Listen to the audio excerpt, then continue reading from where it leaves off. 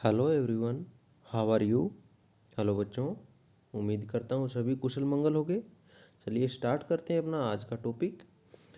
हम पढ़ रहे हैं अपने इतिहास की जो किताब है उसमें से न्यू एम्पायर्स एंड किंगडम्स, नए साम्राज्य और राज्य भाई पढ़ रहे हैं हम। इसमें हमने शुरुआत की प्रशस्ति से। भाई प्रशस्ति क्या होती हैं?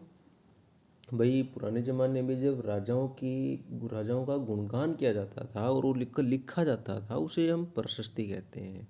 और दूसरा दूसरा दूसरी चीज़ होती थी इंस्क्रिप्शन। भाई इसमें राजाओं के बारे में सब कुछ लिखा जाता था, ठीक है। और प्रशस्ति में क्या होता था? सिर्फ उनकी प्रशंसा की जाती थी। और उसके बाद भाई हमने देखा भाई गुप्त के बारे में हमने कुछ पढ़ा। भाई समुद्रगुप्त कौन थे? भाई किस तरह से वो फेमस हुए? भाई जो गुप्त राजवंश था उसके बहुत ही प्रभावशाली राजा हुए। उन्होंने किस तरह से अपना शासन विस्तार किया, किस तरह से अपने साम्राज्य को विस्तार किया। और उनको कहा जाता है भाई संगीत प्रेमी राजा, क्योंकि उनको संगीत से बहुत प्रेम था, ठीक है। और उसके बाद भाई किस तरह से उन्होंने भाई अपने भारत में अलग अलग जगह पे विजय हासिल की, किस तरह से दक्षिण पथ के जो राजा थे उनको हराया। और जो दूर दूर के राजा थे, इस मैप के जो ये मानचित्र है भारत का, इसके हेल्प से हमने देखा भी कहाँ किस तरह से उनके जो अधीन क्षेत्र थे उसके चारों तरफ के जो क्षेत्र थे उन्होंने भी उनकी अधीनता स्वीकार कर ली। और इवन श्रीलंका तक भी जो राजा थे वो भी उनसे संबंध बनाने के लिए उतारू रहते थे। और उसके बाद भी उनकी जो समुद्रगुप्त थे उसके भी जो वंशावली थी, पीढ़ी थी, उसके बारे में देखा भाई। उसकी माँ, पिताजी, उसके दादाजी के बारे में किस तरह से भाई जो उसके समुद्रगुप्त के समय में जो गुप्त साम्राज्य था वो इतना विकसित हुआ, और उनके जो दादाजी थे उनके टाइम में इतना विकसित नहीं था। उसके बाद भाई आज का जो हमारा टॉपिक रहेगा वो एक और राजा के बारे में है, जो है हर्षवर्धन। एक और राजा है जो कि है Harshavardhana. The topic is Harshavardhana and the Harshacharita. अब ये दोनों के दोनों नाम एक ही हमें दिखाई देते हैं, लेकिन हर्षवर्धन यहाँ पे नाम है आदमी का, मतलब राजा का नाम है। और हर्षचरित मतलब हर्ष प्लस चरित, ये दो वर्डों से बना है, हर्ष और चरित। तो हर्षवर्धन की जो चरित्र के बारे में जो लिखा गया उसे हर्षचरित कहा जाता है, जो ये एक किताब का नाम है। तो चलिए शुरुआत करते हैं। While we can learn about the Gupta rulers from their inscriptions and coins, we can find out about some kings from biographies. भाई जब एक तरह से जब हम गुप्त शासक जो थे, गुप्त वंश के शासक थे, उनके बारे में जो अभिलेख थे, इंस्क्रिप्शन और कॉइन्स जो थे, सिक्के थे, उनसे पता चलता है। उसी तरह भाई we can find out about some kings from biographics. और उसी तरह कुछ शासकों के बारे में उनकी जीवनी से हमें पता चलता है। भाई इंस्क्रिप्शन और कॉइन से तो पता चलता ही है, लेकिन उसके साथ साथ बायोग्राफी से भी पता चलता है, मतलब जीवनियों से। जीवनी क्या होती है? भाई किसी भी व्यक्ति के पूरी ज़िंदगी के बारे में लिखना। भाई कहाँ उसका जन्म हुआ था, कब हुआ था, उसके माता पिता कौन थे, भाई रिश्तेदार कौन थे, उसने क्या काम किया, कितने पढ़ाई लिखाई की, ये सारा किसी के बारे में लिखते हैं तो उसे हम बायोग्राफी कहते हैं। Harshvardhan who ruled nearly 1400 years ago was one such ruler. अब हर्षवर्धन जिसने भी भारत पर 1400 साल पहले शासन किया, करीबन जो 6वीं शताब्दी थी उसमें, वाज वन सच रूलर, उनमें से एक राजा था भाई, जिसकी बायोग्राफी से हमें उसके बारे में पता चलता है। हिज कोर्ट पोएट बाण भट्टा रोट हिज बायोग्राफी द हर्षचरिता इन संस्कृत। अब ये देखिए यहीं पे आ गई चीज़। हर्षचरित क्या थी? बायोग्राफी थी। किसकी? हर्ष हर्षवर्धन की। ये जो हर्षवर्धन राजा थे, इनकी जो जीवनी थी, बायोग्राफी थी, उसका नाम था हर्षचरित। और ये किसने लिखी थी? ये लिखी थी बाण भट्ट ने। और ये इसकी भाषा कौन सी थी? संस्कृत। मतलब बाण भट्ट उनके जो राज कवि कह सकते हैं भाई, ये हर्षवर्धन के, तो उन्होंने हर्षवर्धन की जीवनी लिखी हुई, उसका नाम था हर्षचरित, और ये संस्कृत में लिखी गई थी, संस्कृत भाषा में।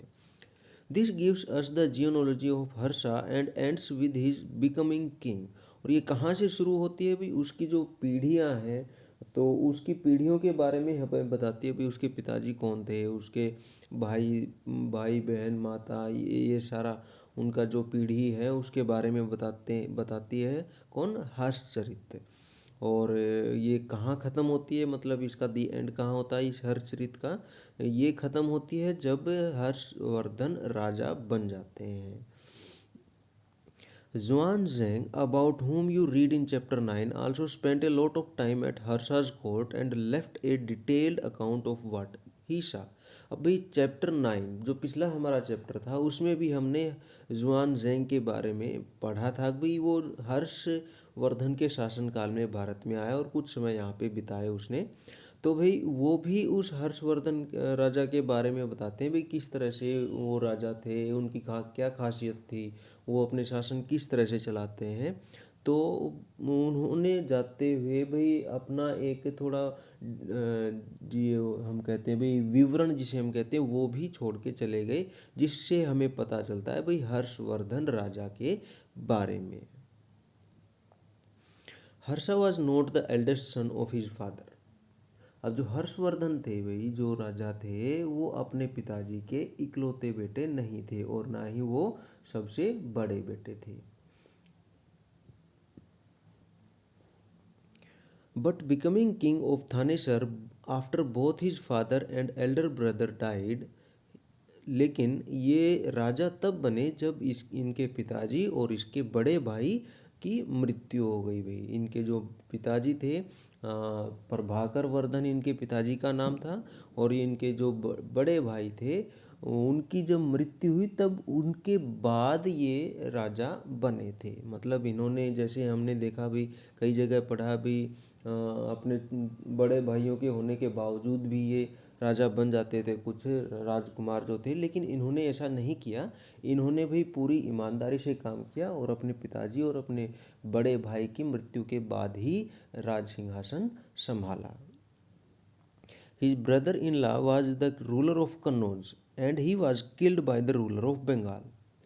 अभी उनके साथ एक घटना हुई भी, उनके जो ब्रदर इन लॉ, मतलब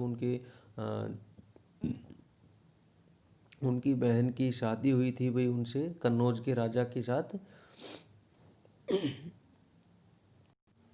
भाई उनके जो जिसे हम कहते हैं भाई जीजाजी जिसे कहते हैं हम, तो भाई हर्षवर्धन की जो बहन थी, उसकी शादी हुई थी भाई कन्नौज के राजा के साथ है।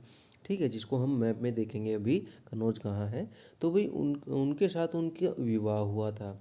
लेकिन हुआ क्या भाई, जो कन्नौज के राजा थे, जो उसके जीजाजी थे हर्षवर्धन के, उनको मार दिया गया भाई। किसके द्वारा? रूलर ऑफ बंगाल, बंगाल के राजा के द्वारा। जो बंगाल के राजा थे उस समय देवगुप्त, उन्होंने भाई इनको मार दिया भाई। जो कन्नौज के राजा थे, जो कि राज्यवर्धन के जीजा थे, जिन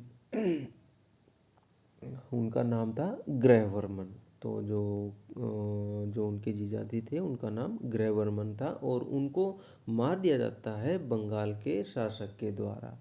ठीक है, तो भाई उसके बाद क्या होता है भाई, Harsha took over the kingdom of Kannauj and then lead an army against the ruler of Bengal. जब उनकी मृत्यु हो जाती है भाई, जो उनके जीजा हैं वो उनकी मृत्यु हो जाती है, तो उसके बाद हर्ष ने संभाला, जो कन्नौज का शासन था वो संभाला, और उसके बाद जो बंगाल के राजा थे उनके विरोध भाई लेने के लिए सेना को तैयार कर लिया भाई।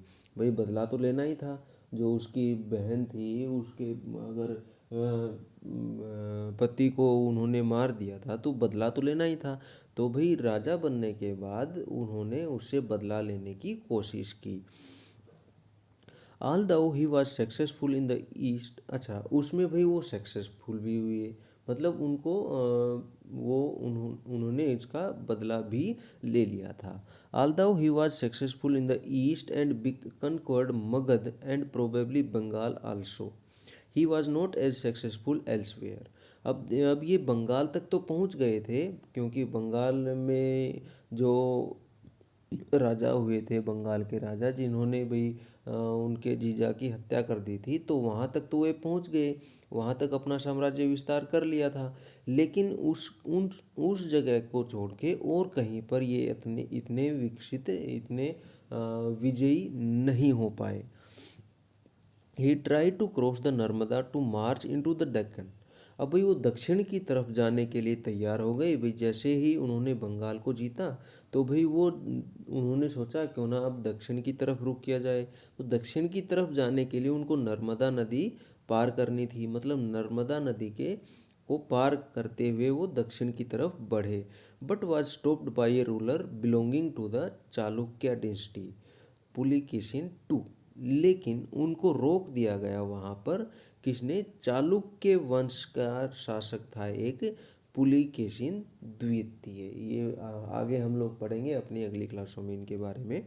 तो भाई चालुक्य नरेश जो थे, चालुक्य राजवंश के जो दक्षिण में जो चालुक्य हुए, जैसे चोल चेर पांडे हुए हैं, वैसे ही एक चालुक्य राजवंश हुआ है जिसके राजा थे पुलिकेशिन, पुलकेशिन दो द्वितीय। उन्होंने उसको हरा दिया, हर्षवर्धन को। और इसके साथ ही भाई जो हर्षवर्धन थे, उनका जो राज्य था वो थोड़ा ही सिमट के रह गया था। अब इसके बाद क्या है भाई, अब देख अब देखते हैं भाई पल्लव, चालुक्य और पुलकेशिन के बारे में। जो कि पुलकेशिन की जो प्रशस्ति थी, पुलकेशिन के बारे में जो लिखा गया था आज इस प्रशस्ति में, उससे हमें पता चलता है पल्लव चालुक्यों के बारे में। तो अभी पढ़ते हैं इनके बारे में। The Pallavas and Chalukyas were the most important ruler densities in south India during this period. अब उस समय जब ये भी हर्षवर्धन थे, मतलब 600 ईस्वी के करीब, 600 ईस्वी के करीब, तो उस समय भाई दक्षिण में पल्लव और चालुक्य जो साम्राज्य था वो बहुत ही महत्वपूर्ण साम्राज्य थे भाई। The kingdom of Pallavas spread from region around their capital Kanchipuram to the Kaveri delta, while that of Chalukyas was centered around the Raichur Doab between the rivers Krishna and Tungabhadra। अब भाई ये कहाँ कहाँ ये फैले हुए थे? The kingdom of Pallavas spread from region around the capital Kanchipuram. अब कांचीपुरम जो उनकी राजधानी थी, पल्लवों की राजधानी थी कांचीपुरम, याद रखना, पल्लवों की राजधानी थी कांचीपुरम। तो उसके आसपास फैला हुआ था टू द कावेरी डेल्टा, जो कावेरी नदी का जो मुहाना था, जहाँ पर कावेरी नदी समंदर में मिलती है, वहाँ तक इनका इलाका था। किनका? पल्लवों का, पल्लवों का। While that of Chalukyas were centred around the Raichur Doab. और जो चालुक्य थे, उनका जो इलाका था वो रायचूर का जो दुआब था, रायचूर का जो पठार था, वहाँ वहाँ पर था, between the reverse Krishna and Tungabhadra. और ये कौन सी नदियों से घिरे हुए थे? कृष्णा और तुंगभद्रा नदियों के बीच में थे। अभी मैप में देखते हैं इनको। Whole the capital of Chalukyas was an important trading centre. और जो चालुक्य था, चालुक्य जो साम्राज्य था, उनकी जो कैपिटल थी वो कौन सी थी? ऐहोल। और जो पल्लव थी, उनकी राजधानी क्या थी? कांचीपुरम। ये भी एक ट्रेडिंग सेंटर था, मतलब यहाँ से व्यापार बहुत होता था, एक केंद्र था व्यापार का। It developed as a religious centre. अब धीरे धीरे भी क्या हुआ, ये डेवलप्ड एक रिलीजियस सेंटर, ये धार्मिक केंद्र के रूप में विकसित होता गया। अभी वहाँ पे मंदिर वगैरह बन गए, वहाँ पर संत आने लगे भाई, पूजा अर्चना की जाने लगी, तो वहाँ पे जो धार्मिक आस्था का जो केंद्र बनने लगा। With A number of temples, भाई किसके साथ? वहाँ पर बहुत सारे टेम्पल्स बन गए, मंदिर बन गए। The Pallavas and Chalukyas frequently raided one another's lands. अब भाई क्योंकि राजा हैं, बड़े बड़े साम्राज्य हैं, तो ये अपने साम्राज्य को बढ़ाने के लिए क्या करते? एक दूसरे के साम्राज्य पर हमला कर देते। और ये अक्सर होता रहता, specially attacking the capital cities which are prosperous town. और ख़ास तौर पर ये कहाँ हमला करते, एक दूसरे की राजधानियों पर। भाई जो चालुक्य करते वो कांचीपुरम पर करते, और जो पल्लव करते वो अहोल पे आक्रमण करते। क्यों? क्योंकि ये बड़े ही प्रसिद्ध केंद्र थे व्यापार के और धर्मों के। The best known Chalukya ruler was Pulakeshin two. और इनमें से जो चालुक्य जो साम्राज्य था उनमें से सबसे प्रसिद्ध जो राजा था वो था पुलिकेशिन दो, जो अभी हमने पढ़ा था, जिसने हर्षवर्धन को दक्षिण में जाने से रोक दिया था। We know about him from prashasti. अब उसके बारे में हमें कैसे पता चला भाई? वो भी हमें पता चला प्रशस्ति के कारण। अगर भाई देखो, बड़ी इंपॉर्टेंट चीज़ हो गई, अगर प्रशस्ति ना होती तो हर्षवर्धन के बारे में पता नहीं चलता, अगर प्रशस्ति नहीं होती तो इसे पुलकेशिन के बारे में भी पता नहीं चलता। Composed by his court poet Ravikirti. और ये जो प्रशस्ति थी, जो पुलकेशिन द्वितीय की जो प्रशस्ति लिखी थी, वो किसने लिखी थी? रवि कीर्ति। और ये कौन थे? कोर्ट पोएट थे, मतलब दरबारी कवि थे इसके पुलकेशिन द्वितीय के। This tells us about his ancestors who are traced back through 4 generations from father to the son। अब भाई इसमें और उन्होंने क्या क्या लिखा है, रवि कीर्ति ने और क्या क्या लिखा है उनकी प्रशस्ति में? ये लिखा है भाई उनके पिताजी कौन थे, उनके भाई दादाजी कौन थे, मतलब उनकी 4 पीढ़ियों के बारे में हमें देखने को मिलता है इनकी प्रशस्ति से। Pulakeshin evidently goat the kingdom from his uncle. अब जो पुलकेशिन द्वितीय थे उनको जो साम्राज्य था वो कहाँ से मिला? उनको मिला अपने चाचा से, उनके अपने पिताजी से उनको साम्राज्य नहीं मिला। जैसे हमने हर्षवर्धन के उसमें देखा था, तो उनको पुलकेशिन को अपना साम्राज्य मिलता है उनके अंकल से। ठीक है। According to Ravi Kirti, he had expeditions along both the west and east coast। अब जो रवि कीर्ति थे भाई, जो पुलकेशिन द्वितीय के राज कवि थे, दरबारी कवि थे, उन्होंने जो प्रशस्ति लिखी उसमें उन्होंने लिखा कि भाई जो हर्षवर्धन थे, नहीं सॉरी, ये जो पुलकेशिन थे उन्होंने अपने जो एक्सपेडिशन थे, अपने अभियान थे, वो पश्चिमी और पूर्वी किनारों में दोनों तरफ फैलाए थे भाई। दोनों तरफ वो क्या करना चाहते थे? अधिकार करना चाहते थे। Besides he check the advance of Harsha. इसके साथ साथ उन्होंने क्या किया? He check the advance of Harsha. Harshavardhana के दक्षिण की तरफ बढ़ने को भी उन्होंने रोक दिया था भाई। There is an interesting play of words in the poem. Harsha means happiness. अब भाई जो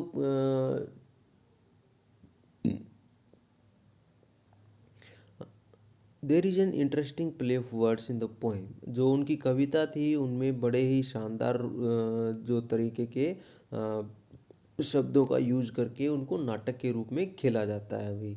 हर्षा मीन्स हैप्पीनेस। हर्ष का मतलब है खुशी, हैप्पीनेस खुशी। The poet says that after his defeat Harsha was no longer Harsha. अब जो हर्षवर्धन थे, जिसको पुलिकेशिन द्वितीय ने रोक दिया था दक्षिण में आने से, तो भाई हारने के बाद अब वो हर्ष नहीं बचे थे, मतलब अब वो खुश नहीं रहे थे, अब वो दुखी रहने लगे थे। Pulakeshin also attacked the Pallava king who took shelter behind the walls of Kanchipuram. और उसके साथ साथ ये जो पुलिकेशिन द्वितीय थे, क्योंकि ये वही चालुक्य नरेश थे, तो और भाई जो चालुक्य थे वो पल्लवों पर आक्रमण करते ही रहते थे। तो भाई उन्होंने क्या किया? जो पल्लव राजा थे उन पर भी आक्रमण कर दिया था। किसने? पुलिकेशिन द्वितीय ने। और भाई ये जो पल्लव राजा थे वो भाग करके कहाँ छुप गए? कांचीपुरम में, जो कि उनकी राजधानी थी भाई। But the Chalukya victory was short live. लेकिन इसके साथ ये जो चालुक्य की जो विजय थी, जो पल्लवों पर जीत कर ली, हर्ष को जीत लिया, तो भाई ये थोड़े समय की ही जीत थी भी उनकी। Ultimately both the Pallavas and Chalukyas gave way to new rulers belonging to the Rashtrakuta and Chola dynasty, about which you will study in class 7th। अब भाई जो चोल साम्राज्य और राष्ट्रकूट जो साम्राज्य थे जिनके बारे में हम अगली क्लास में पढ़ेंगे, वो भाई धीरे धीरे विकसित होते गए और इतने शक्तिशाली हो गए कि ये जो चालुक्य और जो पल्लव राजा थे, साम्राज्य थे, इनको रास्ता छोड़ना पड़ा राष्ट्रकूट और चोल साम्राज्य के राजाओं के लिए। ये इतने ताकतवर हो गए थे उस समय भाई। ठीक है, तो भाई आज how were these kingdoms administered, भाई इन साम्राज्यों का शासन किस तरह से चलाया जाता था। भाई ये जो नए नए साम्राज्य उदय अस्त हो रहे थे, जैसे भाई अभी हमने पढ़ा भाई चालुक्य और पल्लव, राष्ट्रकूट, चोल, इनका जो प्रशासन था, इनका शासन किस तरह से चलाया जाता था। As in the case of earlier kings, land revenue remained important for these rulers, and the village remained the basic unit of administration. अभी इनके पहले के जो राजा थे, उनके शासन में जिस तरह से जो ज़मीन से जो कर लिया जाता था, भाई खेती से कर लिया जाता था और दूसरे तरीके से कर लिया जाता था, टैक्स लिया जाता था, वही इनके लिए भी मुख्य था भाई, इन राजाओं के लिए भी मुख्य था। क्योंकि जो पैसे इकट्ठे होते थे वो कर के रूप में इकट्ठे होते थे, और कर कहाँ से आता, इन्हीं भू राजस्व से आता, जमीन के कर से आता। And the village remain the basic unit of administration, और उनके शासन में भी जो गांव थे वो प्रशासन की मुख्य आधार रहे भाई। गांव का जो प्रशासन था वही इस पूरे साम्राज्य के शासन का नींव था। जैसे भाई हमने अपने राजनीति की जो किताब में, राजनीतिक जीवन की जो किताब थी, उसमें देखा था, जो गांव का प्रशासन है मतलब पंचायत, वो हमारी बेसिक एडमिनिस्ट्रेशन है भाई। जो हमारा संविधान में जो शासन है भाई, राष्ट्रपति, प्रधानमंत्री, राज्य सरकार, केंद्र सरकार, तो इसमें जो बेसिक है, जो नींव है, वो पंचायत है। उसी तरह उस समय में भी ये जो गांव का प्रशासन होता था, ये पूरे साम्राज्य की नींव होता था प्रशासन में। There were some new at developments as well, और उसके साथ साथ कुछ नए विकास भी उन राजाओं ने किए, कुछ नए नए विचार लेके आए, कुछ नए विकास किए। Kings adopted a number of steps to win the support of man who were powerful either economically or socially, or become or because of their political and military strength. अभी राजाओं ने वो जो नए उपाय क्या क्या सोचे भाई, उन्होंने जो उपाय सोचे उनमें भाई जो ताकतवर जो प्रभावशाली जो लोग थे, हुवर पावरफुल, जो प्रभावशाली जो लोग थे जो पैसे वाले थे, या फिर सोसाइटी में जिनका हम कहते हैं डंका बजना, जिनको बहुत सारे लोग जानते थे, and because of political and military strength, या फिर वो लोग थे जो शासन में हिस्सा बढ़ चढ़ के लेते थे, मतलब नेतागिरी ज़्यादा करते थे, एंड मिलिट्री स्ट्रेंथ, या फिर जिनके पास कुछ सेना के रूप में लोग भी काम करते थे। तो ये राजा थे, इन राजाओं ने क्या किया, इन लोगों से साठगांठ कर ली भाई, इन लोगों से हाथ मिला लिया और अपने शासन को और मजबूत करना शुरू कर दिया। एग्जाम्पल के रूप में some important administrative points were now hereditary.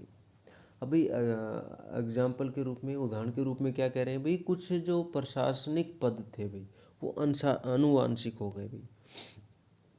मतलब भाई शासन के जो, जैसे भाई हम बात करें भाई आज के रूप में, गांव में जो नंबरदार पटवारी होते हैं, तो भाई उनके जो बेटे होते हैं उनको भी हम पटवारी या नंबरदार कहने लगते हैं, है ना। तो एक पीढ़ी से दूसरी पीढ़ी तक, तो ये जो उस समय जो शासकीय पद थे, ये वंशानुगत हो गए थे, पीढ़ियों पीढ़ियों में आगे चलते रहते थे। This means that sons succeeded fathers to these post. इसका मतलब था, अगर भाई कोई पिता, अगर मान लीजिए प्रधान है तो उसके बेटे भी प्रधान होंगे। अगर अगर अगर हम अपने गांव की एग्जांपल लें तो भाई जैसे हम देखते हैं भाई नंबरदार हमारे गांव में होता है या पटवारी हमारे गांव में होता है, तो उसके जो बेटे होते हैं उनको भी हमें पटवारी और नंबरदार मानने लगते हैं। तो ये पीढ़ी दर पीढ़ी वही पद संभालते हैं भाई, और इसे कहते हैं हेरिडेटरी या वंशानुगत। For example the poet Harishena was a mahadandanayaka और chief judicial officer like his father. Example के रूप में भाई ये जो पोइट हुए हैं भाई हरिसेन नाम के, ये भाई महादंड नायक थे भाई, या फिर जिसको चीफ जुडिशियल ऑफिसर जिसको कहा जाता है भाई मुख्य न्याय अधिकारियों लोगों को न्याय दिलाने का काम करते थे भाई। तो भाई उसके जो पिताजी थे हरिसेना के जो पिताजी थे वो भी क्या थे, महादंड नायक। तो उनके जैसे वो भी क्या बन गए, महादंड नायक या न्यायिक अधिकारी। Sometimes one person held many offices. For instance, besides being a Mahadand Nayak, Harisena was a Kumar Amatya, meaning an important minister, and a Sandhi Vigrahika, meaning a minister of war and peace। और कई बार क्या होता है भाई एक ही आदमी के पास बहुत सारे पद आ जाते हैं भाई, बहुत सारे ये कहते हैं जिसे प्रशासनिक पद आ जाते हैं। जैसे ये जो हरिसेना है भाई इनका एग्जाम्पल इन्होंने लिया है कि भाई हरिसेना महादंड नायक तो थे ही, लेकिन इनके साथ साथ इनको दूसरा काम क्या करना पड़ता, कुमार अमात्य का काम भी करना पड़ता। मतलब कुमार अमात्य कौन होते, एक महत्वपूर्ण मंत्री होते थे भाई उस राजा के दरबार में। And a sandhivigrahika meaning a ministry of war and peace. और संधि विग्रहिका के नाम से भी ये जाने जाते थे। और इसका मतलब था भाई जब युद्ध और शांति के जो विषय थे उनको संभालने का काम करते। भाई युद्ध होता तो उसमें भी राजा को सलाह देते, शांति कायम करनी, किस तरह से शांति व्यवस्था बनाए रखनी है उसमें भी राजा की हेल्प करते। तो ये क्या होते थे भाई, एक ही आदमी को बहुत सारे पद कभी कभी मिल जाते थे। Besides, important men probably had a say in local administration। अब भाई इसके साथ साथ क्या होता, जो प्रशासन था इसमें मुख्य व्यक्तियों का बोलबाला था। हैड ए से इन लोकल एडमिनिस्ट्रेशन, जो मुख्य आदमी थे वो कुछ ज़्यादा ही एडमिनिस्ट्रेशन में थे भाई। दीज इंक्लूडेड द नगरा श्रेष्ठी, उसमें कौन शामिल थे, नगर श्रेष्ठी थे भाई, और चीफ बैंकर और मर्चेंट ऑफ द सिटी। ये कौन थे भाई, चीफ बैंकर मतलब साहूकार थे, बैंकर थे, और मर्चेंट ऑफ द सिटी या शहर के व्यापारी थे। द सरथावाह और द लीडर ऑफ मर्चेंट कारावान्स, या फिर ये क्या होते थे भाई,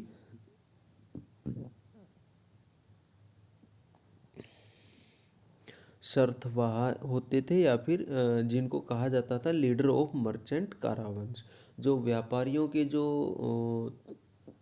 कारवां हो चलते थे भाई एक जगह से दूसरी जगह, उनके प्रधान।